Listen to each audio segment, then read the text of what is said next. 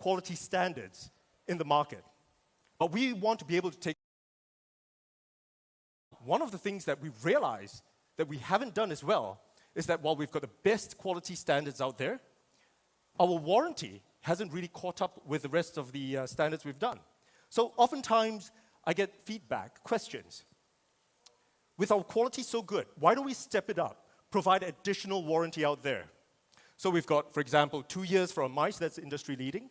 We've got 2 years for the mechanical keyboards, but we only do 1 year for the membrane keyboards. We only do 1 year for the headsets.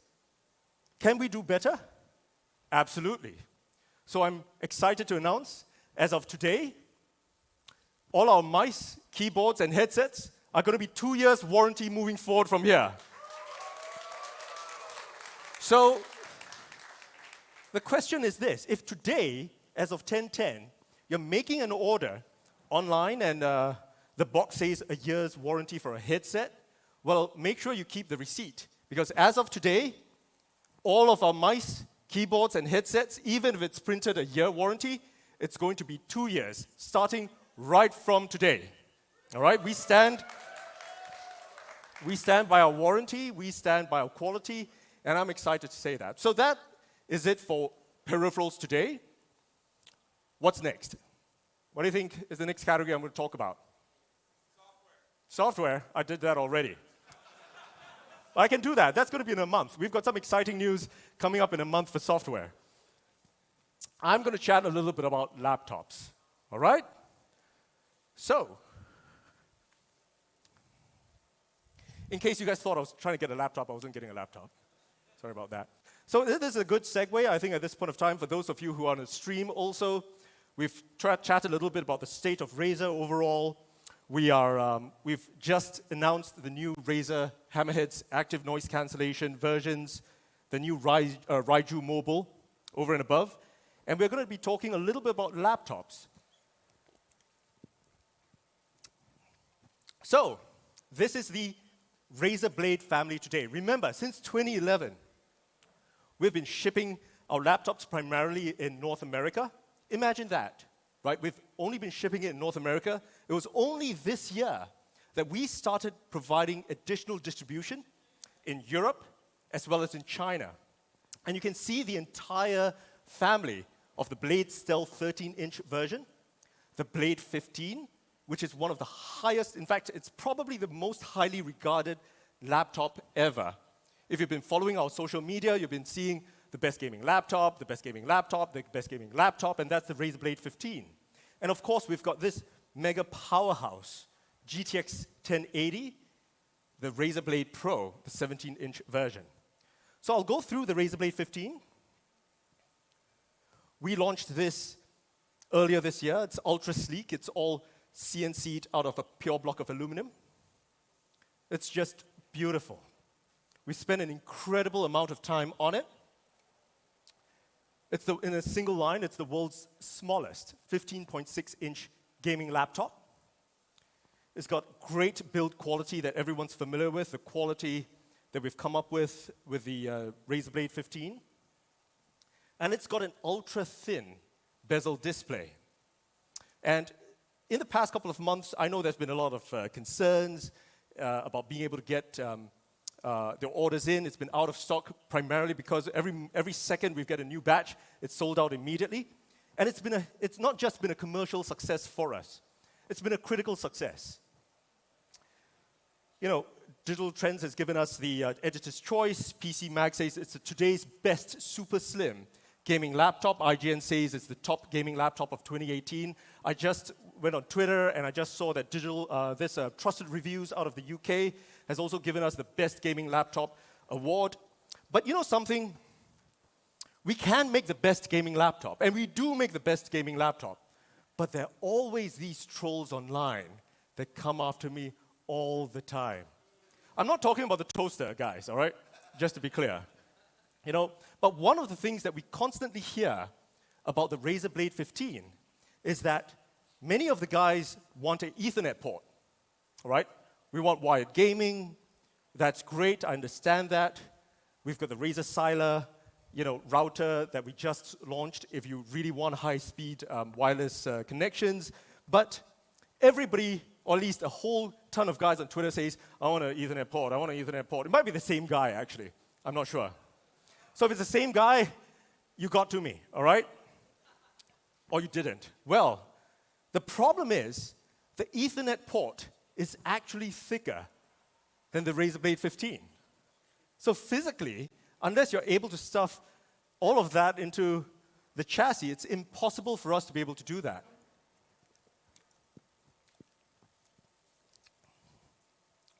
So what do we do?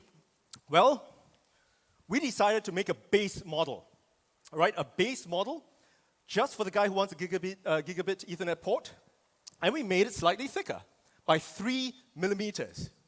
And once we increased it by 3 millimeters, we could fit in the Ethernet port and a whole lot more, all right? So here it is, the Razer Blade 15 base model. It looks almost exactly the same as the advanced model, but now it's got a gigabit Ethernet port. What else? Well, with all that space, we decided, and 3 millimeters is a lot for us, we decided to add in a dual storage SSD and hard disk drive. Now it's got dual storage. And we said, well, this is going to be the base model. We want to make sure that it provides for, a lower cost if we can bring it down to, because every millimeter provides us the option to bring down the cost dramatically. So we said we're going to put a single zone Razer Chroma backlighting on it. So here it is. This is a breakdown of the base model and the advanced model, which has been shipping to date, all of which have that phenomenal metal chassis that we've built out, the great build quality. But the base model is now 19.9 millimeters or 0.78 inches. And we have provided for dual storage SSD and a hard disk drive. It's got gigabit Ethernet. The advanced version does not have it, but it's got SSD and it's got per-key chroma.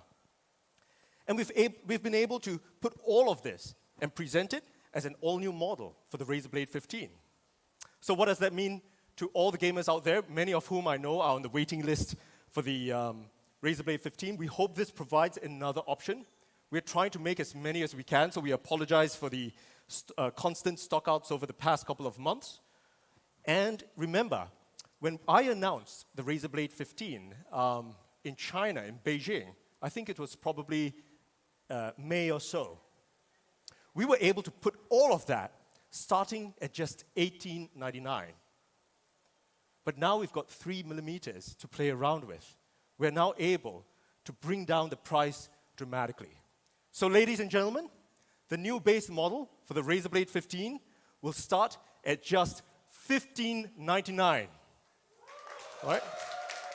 That's an amazing price for all the quality that we can get, and availability. Well, it's going to be available right now, today, if they're flipping on the store already at this point of time, in the US, Canada, and China, at all our Razer stores worldwide, and at razerstore.com. All right, so $15.99 is a phenomenal price point, and it's coming to Europe and Asia just in November. So stay patient. We will get it to Europe and Asia Pacific in November of this year, in time for the holidays. So, you guys may think I am done with the laptop announcements, but there is just another thing I haven't mentioned, and that actually has reference to our peripherals. So, you guys familiar with this suite of products we announced, I think it was sometime late last year? This is the Mercury White edition of our peripherals. This is the Lancet. We've got a Black Widow. We've got the Black Widow keyboard in Mercury White, and it's been incredibly well received for us. So, one of the things that we got constant feedback was, can we make the Razer Blade in this Mercury White edition? Well, absolutely. So here it is, the Razer Blade 15 in Mercury White. And it's beautiful. It's beautiful. You've got to touch, you've got to feel it.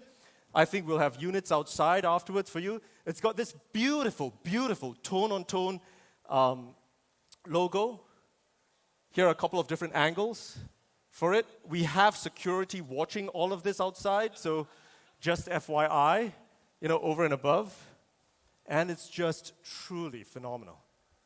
It's insanely great.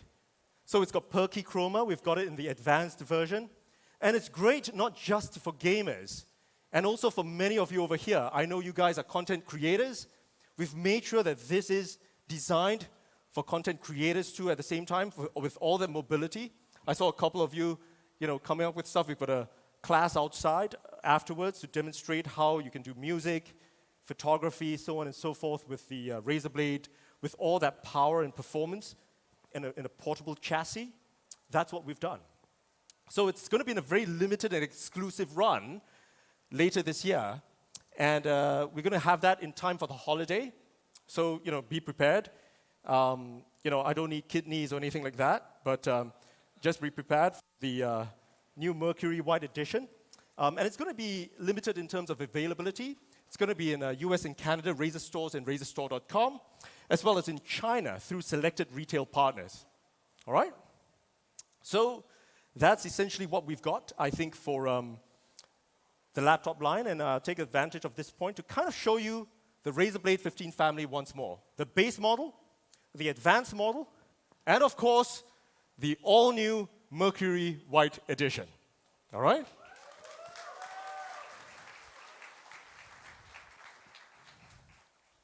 All right.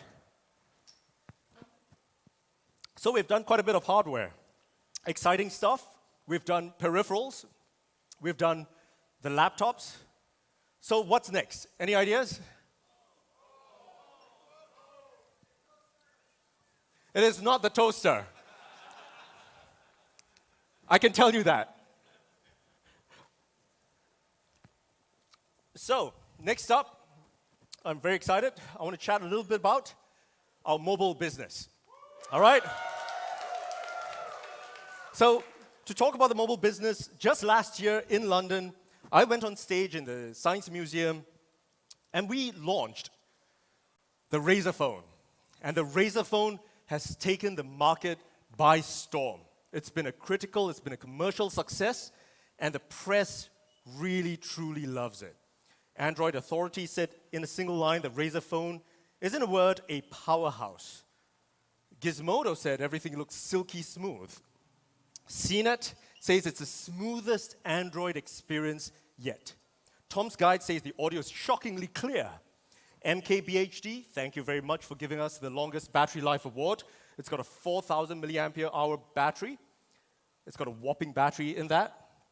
WCCF Tech said that whether you're a gamer or not, this is a great Android phone. And we've executed brilliantly on our first attempt.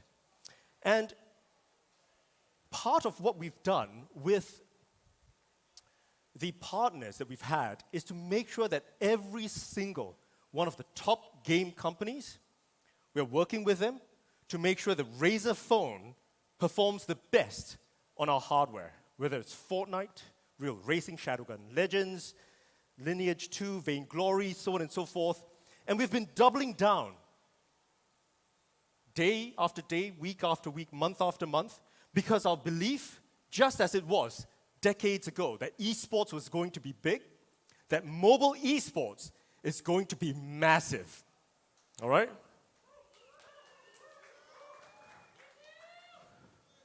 So, now that we've launched the Razer Phone 1, we've got great response from the press. We've had great response from the fans. We've had great response from every other smartphone company that all of a sudden is throwing out all kinds of, hey, I'm a gamer too, and doing flashing lights and all that kind of stuff, right? Well, I'm incredibly excited to announce that today we are launching the Razer Phone 2. All right? The Razer Phone 2. We've spent an incredible amount of time on the Razer Phone 2. We've got the top thermals engineers in the world, display engineers, audio engineers, so on and so forth. And in a single line, the Razer Phone 2, it's all about flagship, it's all about gaming. And when we had this single liner, it's because we wanted to make sure that by itself, it had all the great flagship features that a flagship phone would have, and it would have all the great gaming features that a true gaming phone would have. All right? And what we did was that we preserved that minimalist, monolithic industrial design that we had with the Razer Phone 1 and completely redesigned the Razer Phone 2 from ground up. All right? So here it is, the Razer Phone 2. It looks almost the same as the Razer Phone 1. You've got the minimalist volume buttons. We've got the power button, which has an integrated fingerprint sensor for your thumbprint. And it's great. You pick it up, it's ergonomic. I hear many other phones are kind of looking at that too. So we've got all of that. And it just looks beautiful. You can see the Razer Phone 2 has the dual front-firing speakers, but it may look the same, but it may not be the same. We'll talk about that in a bit. We've got it powered by USB-C. And the small difference can be seen only on the back, right? And if you look at the back of the new Razer Phone 2, you can see that whopping dual camera setup on the phone itself. So the camera, definitely one of the things that we've been looking at, but you may not necessarily see it in this render, but that is a glass back for antenna connectivity. And there's some relevance over there. So, flagship gaming. So let's talk about why this is truly a phenomenal and insanely great flagship phone.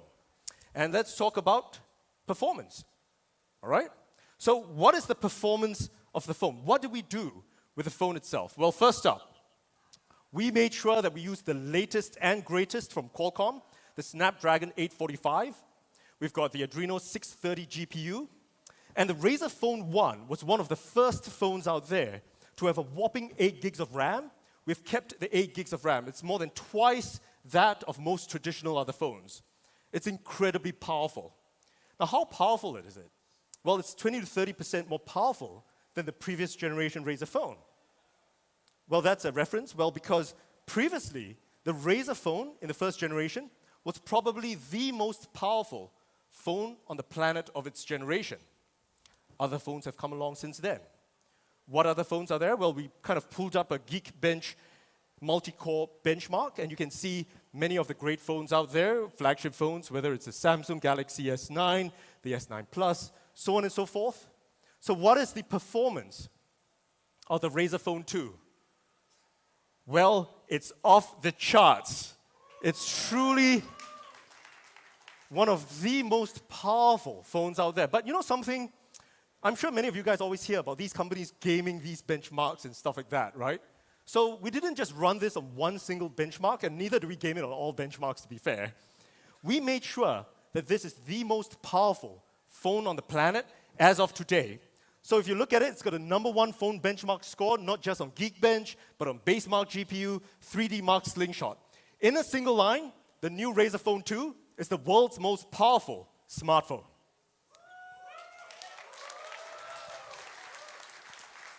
And how do we do it?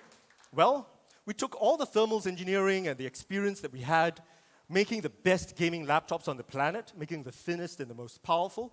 We had our engineers push things to the limit. And if you remember, the Razer Blade 15 has one of the best, if not the best, vapor chamber cooling systems in the world. And we took that expertise, and we've got a whopping vapor chamber hidden within the Razer Phone 2, all right? This stretches almost the entire length of the Razer phone, and it allows it to cool so fast that it provides that industry-leading performance out there. Flagship performance. What else? Now, one of the big things that we had been asked for constantly was that when we shipped the Razer Phone 1, we put a good camera in that. It's a great camera. But many of the guys out there said, well, I'm using this as my primary phone. It's a great camera, man, but I want it to be a flagship camera. So, without much further ado, we have put in a flagship camera in the Razer Phone 2. And as you can see, this is the big difference on the back of the phone. It's got dual cameras. It's dual cameras with IMX sensors, angle with optical image stabilizer was not in the first Razer phone. It's got a full HD front camera. Now remember, we designed this camera for streamers. You're going to be able to stream brilliantly with the new Razer Phone 2. It's got a great front camera. It's got fastest shutter and capture. We've got improved UI and one-handed performance. And one of the things that we really worked on was making sure that the Razer Phone 2 had way better low-light performance. So we wanted to throw in all the other features that flagship cameras have in flagship phones today. So we've got a great portrait mode. It just looks brilliant. It's got a portrait mode. We've got a panoramic mode available. That's going to be coming in the camera app. And we've got a beauty mode. All right, the beauty mode's important because I need it for my Tinder shots and stuff like that along the way. So, wait. Okay, this is pre-beauty shot, by the way. I assure you, I look better in real life. All right? So, so I take a selfie over there. Bam, we push the beauty shot, and we get this. No. Well, you know something? We've got great engineers and we've got great designers, but there are certain limits to what they can do, all right? Unfortunately, that's not going to make me into Henry Golding, but it makes me this, smoother skin, I look better. This is going to be on my Tinder profile tonight, so if I don't get a lot of people swiping right, I'm going to be very offended. All right, so we've got the portrait mode, we've got the panoramic mode, we've got beauty mode over and above. And here are just some of the shots. It may not come out very well on the LED screen, but you can see the detail available on the Razer Phone 2. We've really, really made sure the camera looks great this time around, even better than before. From a portrait mode to be able to see it. And even in low-light conditions, you'll be able to see the definition in terms of the photos, and I urge every one of you to check out the demo phones afterwards outside to see what it's got. So we've talked about the flagship performance, we've talked about the flagship camera, and there's a whole slew of other flagship features that we have thrown into this. So first up, remember, it's got a glass back, so we've got great antennas in that. It's now got lightning-fast connections with gigabit LTE. So this is going to have 20% faster speeds than the Razer Phone. All right, it's very cool. Now, one of the biggest requests that we got with the Razer Phone 1 was for waterproofing. Now, I'm going to be upfront and tell you that when you have a phone with dual front-facing speakers, it's incredibly difficult to be able to do waterproofing on that. In fact, it's near impossible. Why? Because remember, you've got all these speakers facing the front. If you want it waterproofed, it's impossible. But at Razer, we're great at making the impossible possible. So the new Razer Phone 2 is going to be waterproof. And what level of waterproofing have we got this? Now remember, we've had to completely redesign the phone to be able to do this. We are talking about IP67 certified waterproofing with the new Razer Phone 2, all right? So we've got the essentials like waterproofing in that. It's truly a flagship phone. What else? Well, we've got it for wireless charging. Wireless charger sold separately, all right? And with the wireless charger, we thought we'd put a little bit of Razer design in there, and it runs with Chroma. All right, so it's got wireless charging, and we've also got Qualcomm Quick Charge 4 Plus. It goes from 1% to 50% in just 30 minutes. All right? It's amazingly fast. This is truly a flagship phone. I could stop here right now, and this is a phone that's going to be great. It's going to be phenomenal. It's going to be insanely great for every single one out there. We've got the phenomenal performance, flagship performance. We've got the flagship camera, flagship essentials, the gigabit LTE. We've got waterproofing. We've got wireless charging. But that's just half the story. Why? Because we said flagship gaming, and I've only talked about the flagship features. So let's talk about the gaming features. All right? Are you guys ready? All right, here we go. So, first up, when we launched the Razer Phone last year, we were the world's first and only 120 hertz gaming display. And we are the only true 120 hertz gaming display. Now, lots of guys have tried to follow. Why haven't they been able to catch up? Well, because our display engineers, our firmware guys, our software guys have worked all the way from a component level to make sure that the 120 hertz screen just performs admirably. So if you are holding on to the Razer Phone 1, you are still a generation ahead of every single other phone out there, except the new Razer Phone 2, where we've got the true 120 hertz display in the phone, and we have made some subtle improvements along the way.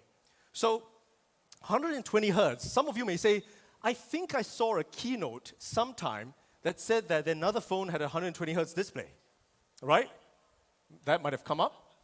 Well, the Razer Phone or the Razer Phone 2 are the only phones in the world that have true 120 hertz. And what we're talking about? We're talking about 120 hertz refresh rate. And guys, if somebody tells you that you can't see that refresh rate, have a look at the Razer Phone. And you can see the difference in scrolling and video and things like that.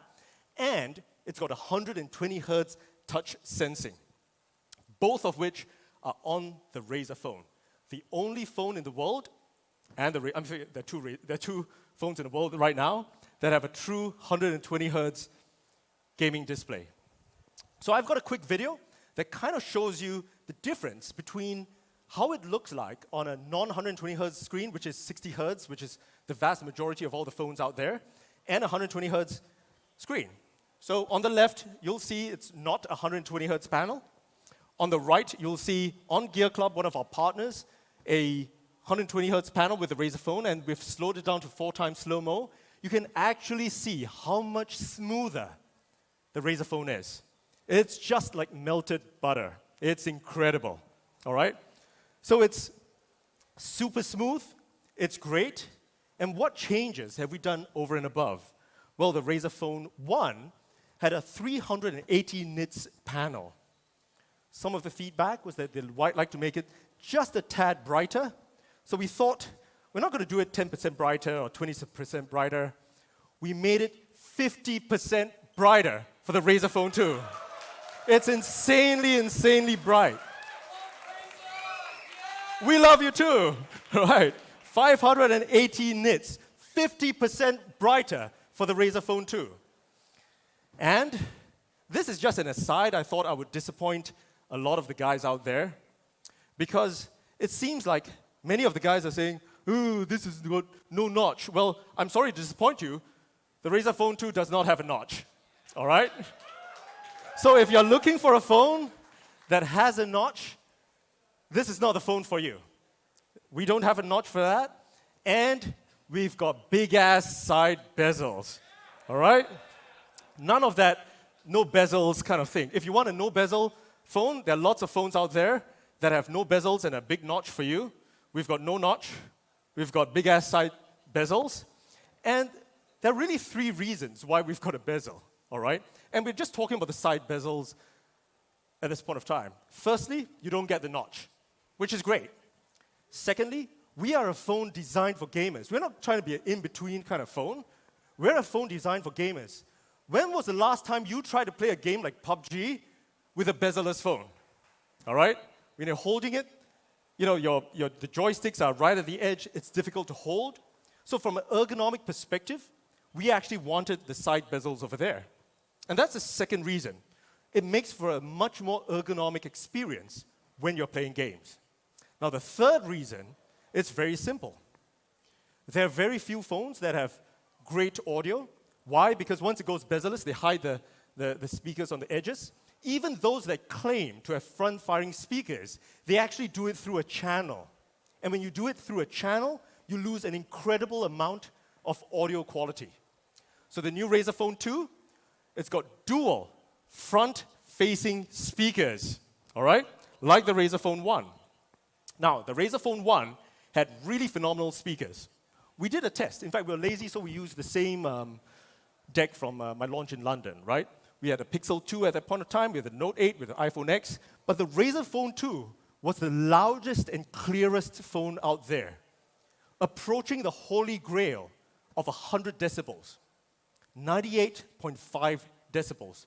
All of this measured at the same wavelength of 1874 hertz.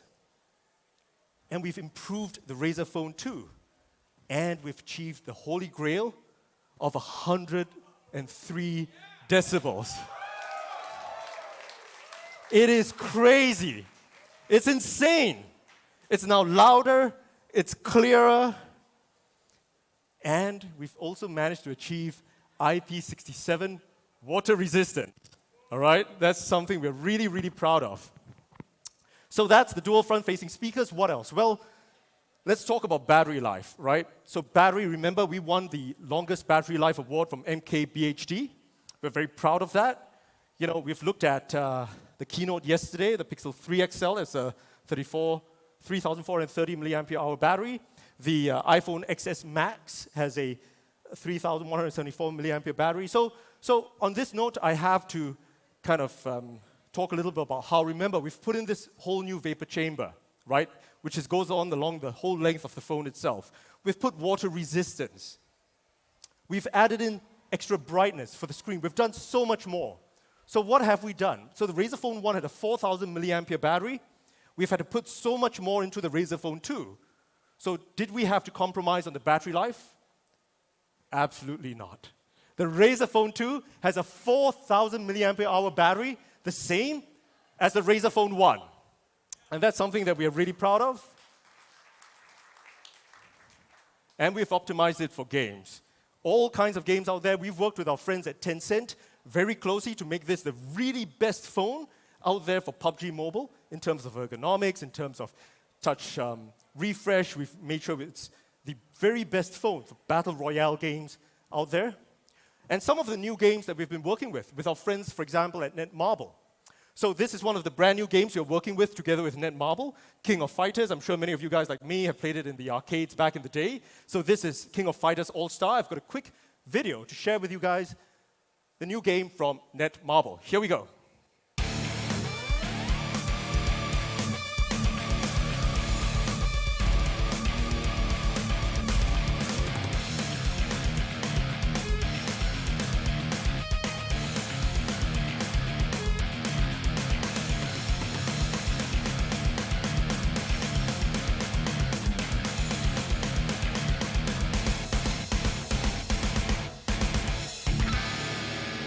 All right, there you go. The King of Fighters from Netmarble All-Star. That's a great, great game. I'm very excited about it. We're working closely with them to make sure it's fully optimized for the new Razer phone. Now, this is the next game which I personally am really, really excited about too. All right? And it's called Rival, Crimson and Chaos. It looks like you guys know the game too. So I'm not going to talk too much about it. I'm going to invite a couple of friends of mine, Evan, Angelo, and Justin from Black Dot and Section to join me on stage to chat a little bit about it. Gentlemen? All right. Thank you. Thank you, Min, for having us. This is an important opportunity and a moment for us at 3 Black Dot. We've been doing this for the last 6 years, and it started off with great partnerships, similar with Razer and with Section, and also with content creators, many of whom, we have out here today who came out to support us. Rival is a project that Section and 3BD have been working on for a while, and we're excited to announce and launch it, officially here on this stage with all of you. And, I appreciate you guys for bringing us out here. Myself and Luke Steepleton and Tom Cassell, Syndicate, Evan Fong, who's Vanos Gaming, and also Adam Montoya started 3BD purely with the goal in mind of creating, amazing things and being able to share it with the gaming community. So it's really a great opportunity. For sure. Thanks, Angelo. So, as a content creator myself and a consumer of Razer products for the last several years, it's a huge moment for myself to be a part of this with 3 Black Dot and our partner, Section Studios. And just seeing all the hard work, all the team members that aren't here on stage with us, all the hard work and the journey that I've seen over the last few years, it's it's really rewarding to see our new game Rival launch on the new amazing Razer Phone 2. So let me just pass it off to Justin here from Section Studios to talk a little bit about the game. Thanks, guys. My name is Justin Yoon, and I'm the CEO of Section Studios. I'm up here on behalf of my amazing executive team, our Chief Creative Officer, Cecil Kim, CTO, Scotty Tomey, CEO, Jimmy Yoon, and our amazing development team who created the game Rival Crimson X Chaos. A lot of our backgrounds actually come from AAA and console, and we're part of franchises such as God of War and Call of Duty, and I think because of that, when we're developing this game, we spent countless hours making sure all the details, every single detail, met the quality bar we were striving for. And ultimately, we wanted to bring the AAA experience to mobile, and we set up to create the flagship game for mobile. And having Razer now creating the flagship mobile gaming device, we're finally able to fully release the potential, basically, of this game. And we're truly excited for that with the 120 hertz, the amazing sound system, and just performance overall. And that's why we're really excited for this partnership. And with that, let's take a look at the trailer.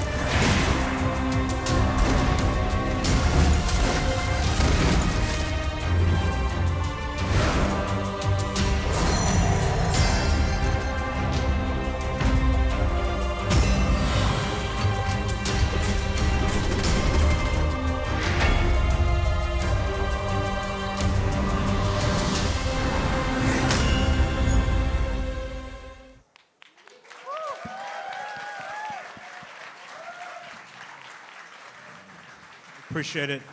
Before I get off the stage, I'm excited to announce that, in partnership with Razer, over the next 3 months between now and New Year's, we're going to be giving away over $250,000 in tournament prizes inside of Rival. So you guys please go out there, download it, and play. And again, thank you. I appreciate it. All right. Thank you very much. Thank you. Thank you.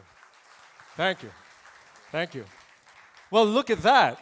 3 black dot in a section, Rival, Crimson, and Chaos. I'm incredibly excited about this. Think about it. Another 120 hertz uncapped game over and above. So we've really optimized this, the new Razer Phone, for great games like Rival, PUBG Mobile, and many, many more. And it's not just a great game, a great phone for gamers, but it's also a phenomenal phone for entertainment. So the Razer Phone and the Razer Phone 2 are the only phones in the world to deliver both HDR and Dolby Digital 5.1 surround sound certified by Netflix. So it's truly great. So for the many of you like me, you want to watch Netflix, when you're in bed, when you're watching it on the phone, this is the only phone that really gives you the unbridled experience for Netflix.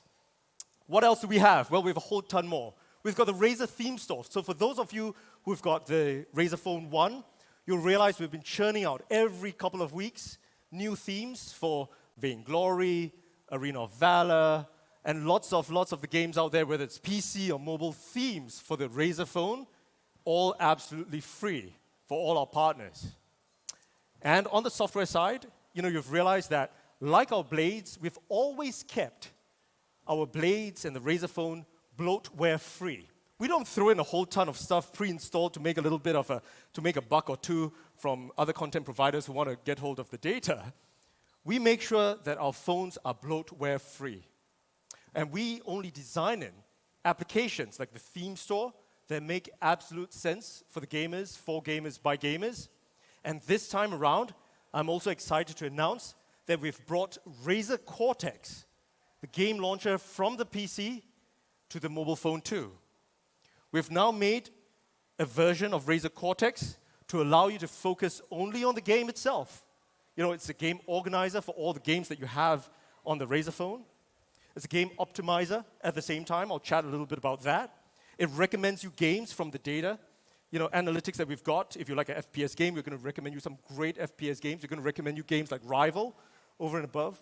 And we'll connect gamers to games that we all love. None of those shitty games and stuff like that, but truly great games. You know what I'm talking about, right? When you get recommended all the time, but we want to really make sure that this is a recommendation engine that you and I are absolutely going to use. So we've got all kinds of customization. You can either boost performance or battery life. You can actually select that. We've worked closely with game companies. We've made sure that from the firmware layer to the processor to the GPU, we're able to say great performance or improved battery life along the way. We'll allow you to really discover new games and hot titles that are truly relevant and are truly great. We're going to curate all of that. We're going to make sure that you're going to be able to find the hundreds and soon to be thousands of 120 Hz games designed and uncapped specifically for the Razer Phone 1 and the Razer Phone 2. And this is exciting stuff. Now, you've been getting a lot of free themed content with the Razer Phone. All of you have been changing themes all the time. We are also going to make sure that you are going to get some truly great in-game content. We're talking about skins, virtual items that are dedicated to guys who only use the Razer Cortex. So that's some of the stuff that we do. And we have not forgotten about our users with the Razer Phone 1. Soon, the Razer Phone 1 users will also be able to download this from the Google Play Store. All right? So that's the new Razer Cortex. Flagship gaming, we've provided a whole ton of features and applications. I just want to run through them really quickly. Flagship features. To make this one of the best flagship phones on the planet, the Razer Phone 2 is today the most powerful phone in the world. It's got a Snapdragon 845, 8 gigs of RAM, double that of traditional smartphones out there. It's got flagship photography. It's got a back camera with OIS 12 megapixel telephoto. And we've got a front camera, 8 megapixels with high definition video streaming. We've designed this for streamers who want to take this on the go. We've got gigabit LTE. We've got IP67 water resistance. This is something I'm really proud of, that we're able to do the front-firing speakers together with IP67 water resistance. We've got wireless charging powered with Chroma. We've got Qualcomm Quick Charge 4 Plus. It's a whole lot that we've got right in the new Razer Phone 2. Gaming, we've got a 5.7-inch true 120 Hz display, which is 50% brighter with no notch at the same time. We've got dual front-facing speakers, and I forgot to mention this. How we were able to reach over 100 decibels is the fact that every single one of these speakers have a dedicated amp. That's what we've done, a dedicated amp for every one of the front-facing speakers. We've got 4,000 milliampere battery with optimization. Theme store, we've talked about Cortex, and optimized for games and entertainment like Netflix. So, would you guys like to see a quick demo of the phone? All right. Let me see if I've got one over here, which I'm sure I do. Okay, this is just going to be a really quick kind of demo. I'm going to show off the 120 Hz screen at this point of time. Now, point of caveat for all of you guys on the stream right now watching, the camera captures in 30 frames per second, so you're not going to be seeing how buttery smooth this is, but all of you in the room will be able to see that, all right? So here we go. You can see how smooth the image is. None of the phones out there are able to achieve any of this. 120 Hz true display refresh and touch refresh at the same time. So, I just want to show you the phone itself. You can see this is the new glass back. This has got a mirror finish. You've got the dual cameras over there. You've got the screen. You've got the dual front-facing speakers. I know I'm not supposed to move it. You guys can see on the screen? All right, perfect. So this is the Razer Phone 2. It's beautiful. You should pick it up, play with it. It looks great. We have a whole lot of demos out there. And this is what we've got. So moving forward is, oh, I forgot. There's one more feature. So I've got one more feature on the phone, and let me see if I can kind of pull it up along the way. And here we go. The Razer Phone 2. Do I have it? Ah, there we go. It's now backlit. All right, for those of you who can't see it on the screen. So it's backlit. We've taken advantage of the glass. I'm going to hold it steady. You need me to hold it steady? There we go. We've taken advantage of the glass back, and we've now put in one of the most demanded features from the Razer Phone 1. We've finally been able to put a backlight, and we've packed this all within the slim form factor of the Razer Phone 2. So it's not just backlit. I'm going to keep this extra phone. We've got it backlit, which is great. It's beautiful. And over and above, it's now powered by Razer Chroma. We've made sure that we've put all the best stuff into this. And by the way, you can customize it. You can do a wave effect. You can do all of that over and above. We've got new updates with new features that are coming on board. But the real reason why we've actually put this is that when you're out with your friends and you're out at Starbucks or what have you, you place your phone, screen down. You don't want them to be reading your dodgy stuff on your phone anyway. You've got the backlit logo there. And boom, you are getting notifications. So when Facebook notifications come up, it glows blue. WhatsApp, it glows green. Snap, it goes yellow, so on and so forth. We've synced up with all the top apps out there to make sure you get a custom notification that you can customize yourselves. So that's the one more feature that I forgot. That's not all right? So I'm going to take you guys through a very quick video. I know everyone's excited to know when it's available and stuff like that, but here's a great video we've put together, summing up all the flagship features as well as the gaming features. So here we go.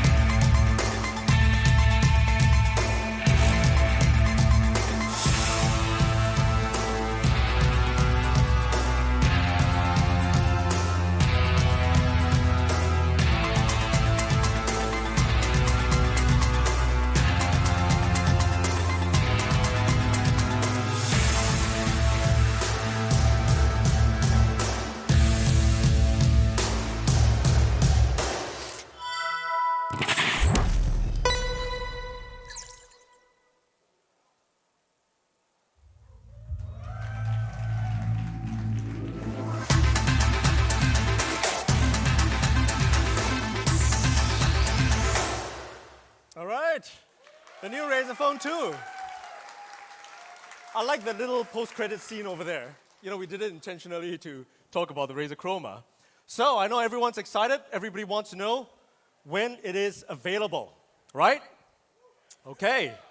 Well, let me chat a little bit about making sure how we've gotten this working. On multiple carriers out there, we've made sure we worked with many carriers out in the world. Now you can see whether it's AIS in Thailand, or we've got Verizon in the US, Singtel in Singapore, 3 our very close partners in Europe, etc. We've worked on many multiple antennas to make sure that it's all certified and working very closely with them. We won't be announcing our carrier partnerships today. We'll be coming along with great new activities as we announce our carrier partnerships. And I've been showing you guys one version of the phone. The phone is going to come in 2 versions. So this is one of those things that leaks never got. So I'm actually pretty happy with that. Yeah, we're going to make sure that I'm going to lock down all the information the next round along the way. But we've got 2 versions of it. We've got the mirror version that you guys have seen, and we've got a beautiful satin version. It's matte, but it's still got the whole Razer Chroma notification system going. So we've got the mirror version. We've got a satin version. They're beautiful. You can actually see samples out there, I hope. And I think the big question that everybody's got is how much is this going to cost? All right? Is it going to be $1,200 like some of the new phones out there? Is it going to be $1,400 like some of the new phones out there? Well, first up, we've packed this with all the flagship features. It's the most powerful phone on the planet. It's the loudest phone and the clearest phone on the planet. It's the only phone in the world that has a 120 hertz screen. It's got all these great flagship features. It's got all these great gaming features. And I'm excited to say that we are going to retail the Razer Phone 2 at just $799. And that's something I'm really excited about, being able to bring this to gamers everywhere. In the US, in Canada, in Great Britain, EU, in France, in Germany, and much, much more. And when can you make the order? Well, tonight at 12 o'clock, you'll be able to flip on and start purchasing, making a pre-order for the Razer Phone 2. We will be shipping it very shortly thereafter. All right? The new Razer Phone 2, $799. Pre-orders start happening tonight. We will be shipping the satin version a little later, closer to holiday, but you'll be able to make an order for the mirror version tonight, midnight. So, that's what we've got. Flagship gaming. I hope you guys have enjoyed yourself. We've had phenomenal new products from peripherals, from laptops to the phone. But stay on the stream. Make sure you're still following us, because coming up next, we still have a Pro-Am tournament. But that's it for me tonight. Thank you very much, and I hope to see you guys soon. Thank you. Pam, the floor is yours. There we go. See, I told you guys that we had a lot of really exciting things to talk about, and I'm kind of really excited about the Mercury White Blade, but I'm not going to be honest. You know how sometimes when you wash your car and then it rains?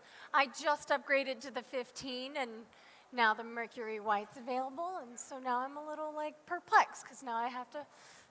Anyways, so I'm going to get a little interactive with you guys in the crowd and also in the chat, so I want to hear you guys' hype levels.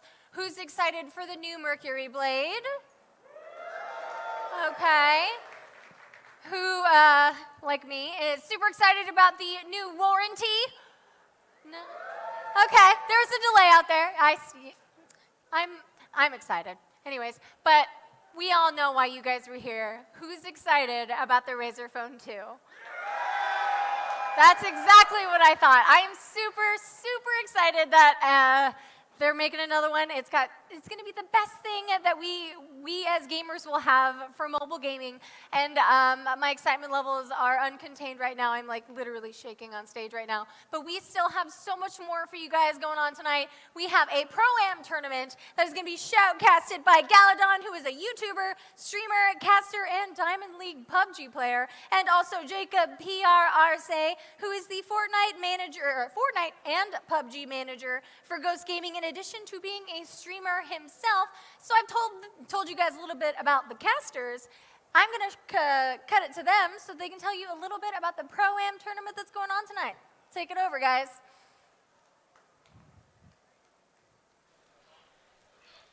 All right, thank you so much for the introduction. Welcome to the esports stage of the Razer Flagship Gaming event. I'm Galadon, here with PR, and about to bring you a PUBG Mobile tournament. Pretty exciting, especially since a little bit of these players. I know some of them. You mentioned they're musicians. Some Exactly. Of them, Yeah, we've got pro content players in other creators. games, content creators. This is going to be an interesting one for us today. Yeah, it's going to be very interesting, especially because of the setup. If you're familiar with PUBG Mobile, we're playing on the Sanhok map, and it's 2 teams of 2, and that's it. Yep. One of my favorite 4 maps. guys drop in Sanhok, and one team comes out victorious. Yep, hopefully we got maybe a 1v1 for the bread at the end. Oh, that would be man, exciting. it'll be interesting. It's going to be a loot fest early on, and here we're going to take our first looks at the bracket. Yep, we got So King and OJ for Team Linda versus Chef Pat and Slushy. Like I said, Slushy's one of those musicians down there. Yep, Slushy, a musician. We're going to be hearing him later on tonight. Chief Pat is a content creator, and he's an owner of an esports team called Tribe Gaming. Very interesting. Yeah. He has little accolades under his belt already. Oh, He's man, looking to add one more tonight. He's got some pros out here with him today, but I hear that these guys are not exactly pros at PUBG Mobile, so it'll be interesting to watch how they do. Might have some entertainment here. You look on the screen. They're already having fun down there. They're hamming it laughing up down the store. there. Now, the interesting part about the way the game is set up right here is we've got only 4 players dropping in a map where you could see way more than that usually dropping. You know, as many as nearly 100 players dropping in some of the full-size maps in PUBG Mobile. You've got 4 guys. Yep, but to me though, that's going to make it where these weapons and what they pick up on the map, they're going to be able to choose almost exactly any weapon they want around the map and then eventually find each other. So I expect full loot from all 4 of these members before they even exchange a bullet. Unless all 4 drop at boot camp, and then it could just be first gun, first to win. But we'll see. I would imagine that they'll probably start out, spread out a little bit. And again, yeah, hopefully we'll see guys full level 3, a bunch of nice scopes, really good guns, get the loadouts they want, and then the final confrontation. Right at the end. All right, somebody jumped. Choosing to drop early. It does look like they might be rotating towards boot camp. I know that's one of the hot spots for this map, at least to me. And then on the other side, they haven't even dropped yet. Right, they're waiting out a little bit longer. There we go. So the second team dropping. Team 1, that is going to be OJ and So King, and then Team 2 is Pat and Slushy. Yep. There's boot camp, the ever popular destination. So it doesn't look like either team is actually going straight in towards the boot camp. They're kind of landing around it. Maybe they think the other team is already landing there and looting up. And they don't really want to get dropped too early. They want to make sure they have a fighting chance. Absolutely. Definitely a race to loot right here as both players going to try to get that ideal loadout, looking for level 3 gear, and of course get the ideal weapons. And I think scopes are going to be critical right here.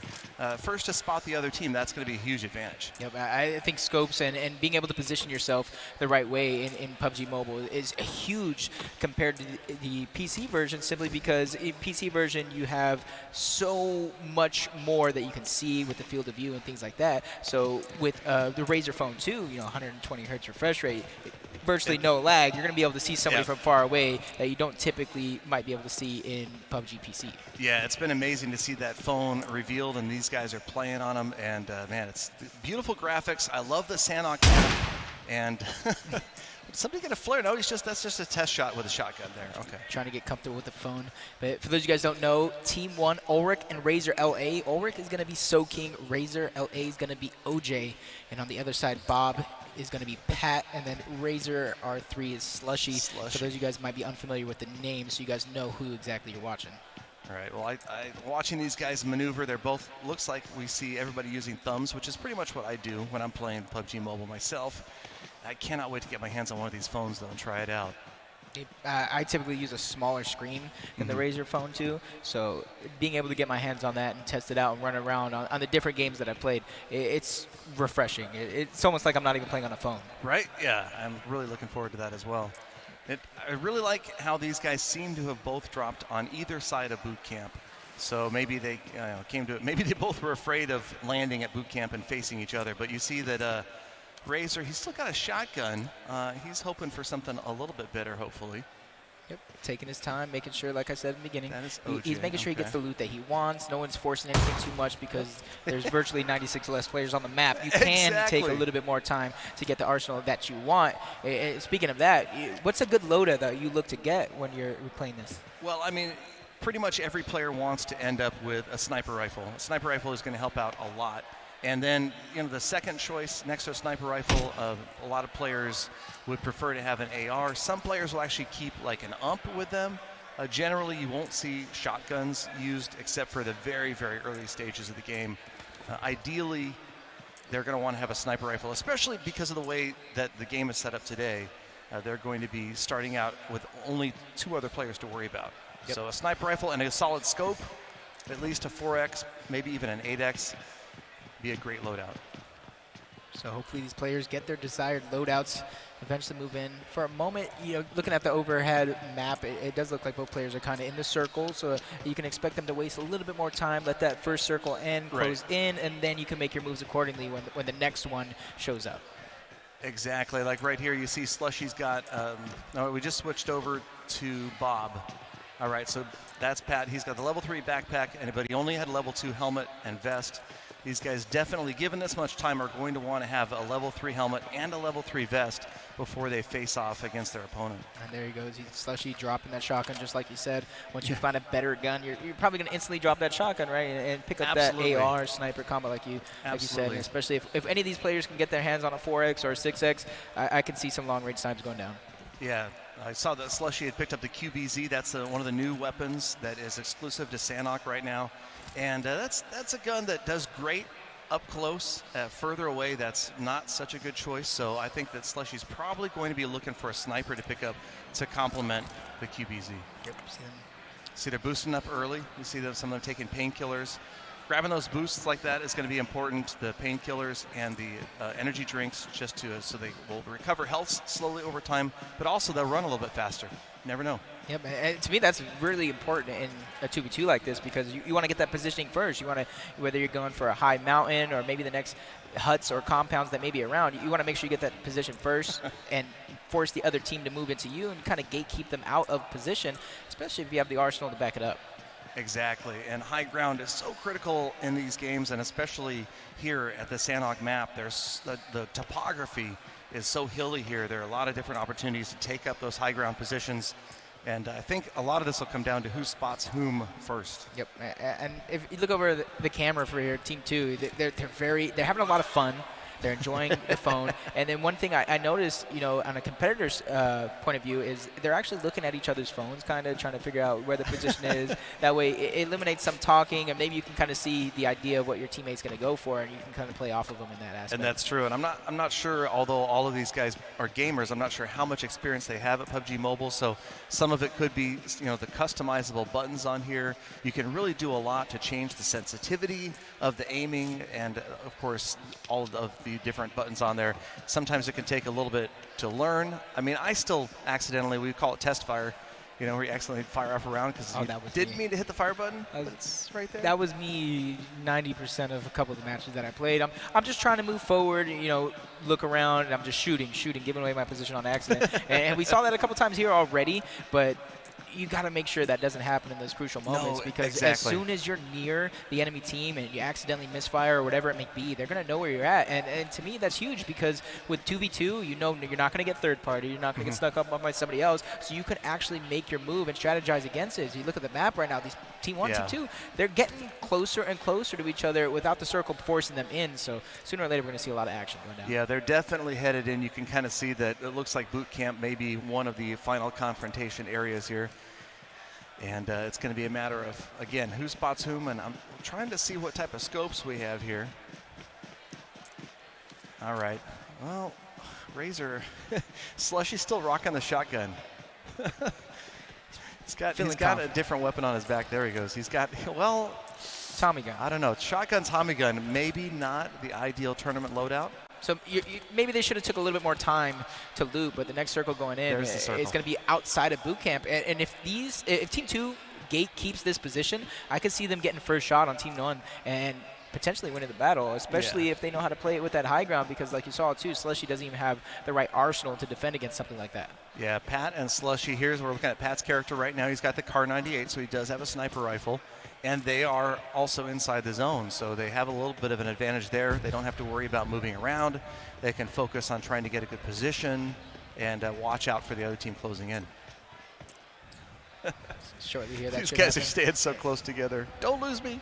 Now we see we got another Tommy gun pickup by, I do believe that, actually still Slushy. I thought we kind of switched views for a moment, but Slushy needs to be able to find an empty hut or something that has a gun in there. It's Swip, at least, in my opinion, one of those two guns need to go, and it need to go immediately, because the longer you wait, the chances of finding the enemy team is going to be increased, and then you're going to end up in a disadvantaged gunfight, and then that could potentially cost you the game. Absolutely.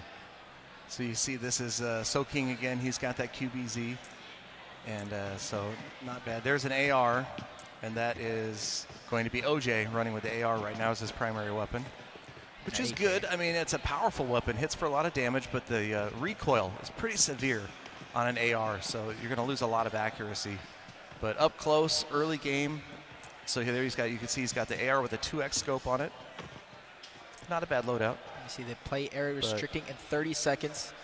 It's going to slowly force these players closer and closer. Like we saw, Team 1 was kind of towards the boot camp outside of the zone, even though they were really close. So they shouldn't fall into the storm. You see they're actually moving in, and they're getting a little bit closer. Actually looking like they're going to dance around each other for a moment. But it does look like Team 1 might end up in an area that's already looted by Team 2. Oh, man, it's interesting because these guys don't know where the other team is. We do, and so watching this, we're going to try not to give too much away as they get closer to each other, because you never know. They've got headsets on, but you never know. And I can't wait to see when they do finally spot each other for the first time. They're pretty close right here. With still a pretty big circle, they're surprisingly close together. They could see each other with the right scope right now for sure. Well, there is a hill in the way between them, though. You see there is a pretty significant hill. Yeah, I don't expect Team 2 to venture any more downward, or at most, I think they would go to the right, which would cause a little bit more delay in action. But if they can find themselves backtracking in the steps, they're going to end up in a fight with Team 1. And I do believe they have the better arsenal out of the two teams. So as long as they can get the position and kind of sneak up, especially with a little bit of a misfire by Pat there, kind of giving away his position there. I think Pat maybe thought he saw somebody in the grass there. You could see from the big wide look out of the map there. Exactly. They haven't spotted each other yet. But Pat does have the Car 98. I didn't see what scope he had on there. I think that might have been a 4X. From this UI, I can't tell right away what scopes they have. I'm not getting a good look at the weapon either, so we'll see in a moment as they get closer. But yeah, with the circle, obviously, yeah, you can tell that Team 1's going to be moving away from the edge of the circle, or Team 2 rather, is going to be moving northeast because they can anticipate that next circle is going to be, you know, up there, maybe somewhere close to Paradise. They basically walk past each other here. So as soon as Team 2 or the next circle kind of closes in, it's either going to force Team 2 up or Team 1 back down. And then, like I said, as these games gets longer and longer into the game, the circle is going to close, and then we're going to have some action. So it's going to be whoever has the best positioning going in. So if I'm Team 1, I kind of want to sit in the center of the circle. I do have the position already, forcing Team 2 out. But with these misfire shots, you're going to give away your position quick. Next thing you know, you're getting sniped from across the map, and game over. I think they're far enough apart that the other team probably couldn't hear Pat's Car 98 going off there. But it's funny. At least we can tell. We can absolutely tell who's firing right there because Pat's the only one that I could see so far that had the Car 98. Yep, exactly. Kind of what I said right there. The circle's shifting a little bit upward. It's going to force Team 2 up. But if I'm Team 2, we're going to wonder what's going through these guys' minds. Are these guys down here? Or are we going to try and gatekeep at the circle? Or are we going to try and make moves towards the center of the circle? But if you're Team 1, you're already in the center of the circle. You just got to find the position that you want to hold and then wait for the next circle to come in. And then eventually you can fight from there. But it all depends on what your plan of strategy is, for yourself, because we could talk about it all we want, but we're not the ones playing. And they are at Resort, so they've got the time. It looks they're probably discovering that it's not looted, so they've got time to go through all of Resort right now, which is a pretty huge compound. And now you can see Team 2 is closing in, and they're going to be looking, I would think, now they've gotten pretty far apart, but it looks like they are kind of headed for Resort as well.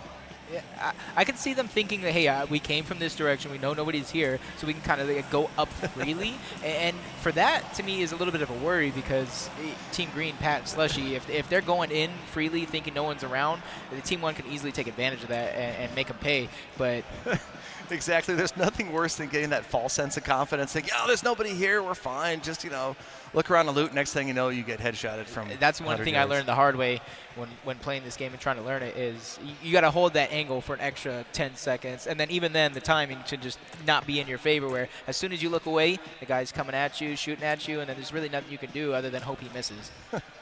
Yeah, and you can see there is a supply drop on the map. Looks like Team 2 can't tell if they're going to go for that supply drop or if they're just going to head towards Resort. It looks like Bob has moved way ahead. That's Pat is ahead of Slushy right now, and he's making a beeline for Resort. And you can see where Team 1 is. This could get interesting shortly. Team 1's got some great high ground up here, like we talked about earlier. I think that they've kind of decided to settle in right here.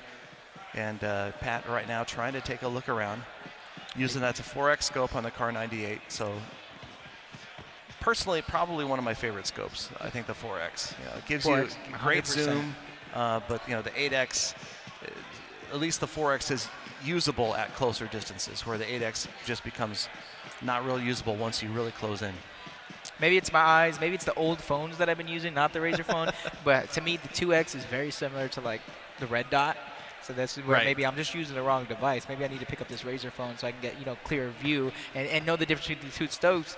But like you see, you got level 2 helmet for Bob. He does have some med kits, and they're actually playing it really slow. So in their heads, you got to think: do they know somebody's here? Maybe they just know this is uncharted territory. I got to be extra careful. And this is where if you're Team 1 and you're already in position, I would kind of, use sound to my advantage, kind of stay still, wait and see what you hear, and then try to plan from there. But if you see these teams, they're getting closer and closer, so action is just inevitable. Yeah, you can tell they're anticipating confrontation right here. It is not far away. They know this is the only major compound left in the safe zone, and they have to expect that they're going to be running into the other team soon. Pat preferring to run into them at a distance. He's got the sniper rifle and the 4X. Of course, his partner, though, has better short-range weaponry loaded up right now. Looks like he never did find anything to replace those two guns. But who knows? Maybe because they're so close in this compound. If you see two, it looks like they're kind of getting snuck up on. I know they don't know their exact position, but that's what it looks like judging off the overhead map. But this could work out for Slushy in the end with those close-range weapons inside of this compound, because sooner or later they're going to see each other, and then whoever gets that first shot wins. And if your shot is a high-powered close range compared to a assault rifle or something that's meant to be shot far away, you're going to win that exchange. Yep. So Slushy has switched over to an S12K, which is a great close-range weapon, but you pretty much want to be in the same room with your opponent when you drop that on somebody. This actually could be good for Team 1, though. You see they're just inside of the circle. So, eventually Team 2, if they are there, they're going to have to move in. But if I'm Team 2 coming to this compound late, you got to know that some of these spaces were looted, which is why they're probably being so careful. Right. Yeah, they are getting forced out of Resort right now, and you can see as Team 1's trying to decide, do they want to move deeper into the circle? Do they want to come out, wait for the edge here? And Team 2, oh, here we go. This is getting this is getting intense right here. These guys are almost right on top of each other. I wonder, does Slushy hear them? Does Slushy see them? Yep. First shots there's coming our out. First shots. Oh, he's down right away. Pat just went down immediately, and he's knocked out. Razer is going to try to get to him if he can, but his teammate doesn't look like he's good for much. This is the M16 right here, and that is it. Looks like right away we've lost Pat, and now it's just up to Slushy with this S12K. Oh, man, he's got to be feeling some pressure right here. 100% now in a 1v2 situation, and to me this is huge. This is all about how you position yourself and move around the map, and you got to make sure you hit the shots that matter. But with high ground going to Team 1 and him forced to hide, and I don't even think he's fully in the circle, so he's going to be forced to move again. So back up against the wall. He did land one shot right there. Yeah, but again, he's way too far away to be using an S12K right now, and that's where he's going to see he's at a big disadvantage. Unfortunately, I mean, Pat. Oh, he's getting shot. That's it. Game over just like that. Slushy gets taken out. And SoKing and OJ pick up the first match. Very, very interesting for our map number 1 right there. We saw they landed basically across from each other. It did look like they both thought the other team would kind of go boot camp, so they spread out. And then they ran right past each other through that whole thing, and then Team 1 ended up getting the advantage in the circle, taking that Paradise compound, getting height advantage as well. And to me, height advantage in these types of games is huge. It made a big difference, and I think that there was probably some inexperience. I'm guessing that Slushy is a great musician and doesn't play PUBG Mobile as much. You could tell that was pretty obvious based upon the loadout. If you're bringing a Tommy gun and an S12K, you haven't played a lot of PUBG Mobile. It's great close, but unfortunately he got sniped from a little bit further away. That was basically me. Like, when I was learning this game, I had, I had the right help. Some of the Ghost Gaming guys kind of helping me, and then even B, he's actually one of the CS:GO guys for Ghost Gaming. Oh, really? He was actually kind of helping me, letting me know. I would tell him like, "Yo, what guns are these? Which ones do I pick up? Which one?" And then he would tell me kind of the same things you're saying right now. The shotgun stuff is early game. You don't really want to pick them up unless you have to, and then you move forward from there. So Slushy, like you said, a little bit of inexperience on his side, not really knowing what weapon to take out. But even then, in the end, I don't see him being able to do too much with the position he was in. It was tough, and Pat was ready the whole time. He's got the Car 98, he's got the 4X scope. He was prepared to find these guys from a distance, and when they sneaked up on him like that, I mean, he never even got a chance to fire a shot off, and he was down. Yep. And that's what you got to do, especially if you got the height advantage. Like I said, you got the circle advantage. They're going to be forced to push into you, and you just got to wait it out. And Team 1 was actually playing a very patient and smart game. Yep, it was interesting how they rotated around each other. We kind of expected them to just come in right at each other, and they both kind of rotated in alternated positions there. And, man, Resort, lots of games end there. A certain play right there, not even really play, just lack of, is when we saw them rotating up towards the compound. It was Slushy and Pat. They actually passed 2 crates, didn't even bother trying to go and look for them or go, because you got to wonder what Slushy's arsenal could have been if he got those crates. Yeah, I know there's a lot of goodies in those crates, let alone 2 of them, probably level 3 helmet instead of the level 2. It could have easily changed things. Exactly. Yeah, and maybe you could have picked up a better gun than the shotgun. and the Tommy gun. So we're going to take a look at the bracket here and see how we're going to advance. So King and OJ are going to advance to our final match, which leaves us 2 teams to make it there as well. Exactly. So round 1 we saw play off. Now we've got round 2. So we'll have Team Charlotte, which is Molt and Nick at Night. These guys have definitely played a lot of games together in the past. I like that name, Nick at Night. Absolutely. They're both great guys. I've known both of these guys for years. And I think that they ought to play really well together as a team because I know that they've gone and played a lot of games, done a lot of content creation for many different games together as a team. So I'm giving them the advantage today, I think. Against Aw Crap and Oh Yeah? Exactly. Those guys. With names like those? Crap. Oh, yeah. crap. You made the wrong choice. I mean, they are pro gamers. We got guys that are on organized gaming teams. But I think that a lot of this comes down to the experience of playing together. You saw these guys on camera. You saw Pat and Slushy kind of trying to talk to each other and trying to give each other advice and that sort of thing. So I think that the experience that Nick at Night and Molt have of having played together so many times is really going to come through right here. Yep. To me, that's one of the hardest things you can't necessarily just create out of nowhere is that chemistry. That's something that's just built over time. You can't manufacture it. You can't force it.